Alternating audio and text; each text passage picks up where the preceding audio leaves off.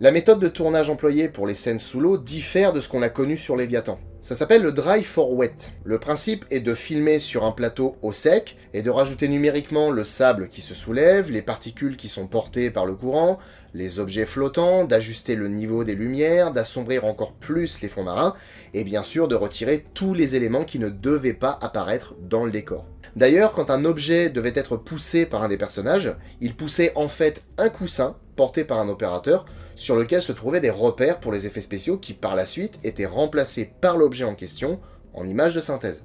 Pour donner l'illusion qu'ils sont réellement sous l'eau, les acteurs étaient tenus par des câbles, ce qui permettait lors des chutes de les faire tomber lentement, comme sous l'eau. Et des repères lumineux étaient placés un peu partout sur le plateau, pour que les chargés en effets spéciaux puissent par la suite placer numériquement l'eau de manière crédible. C'est-à-dire que, dans l'eau, un objet qui est loin de nous paraîtra plus flou et plus sombre que s'il était à côté. Alors il faut retranscrire cet effet.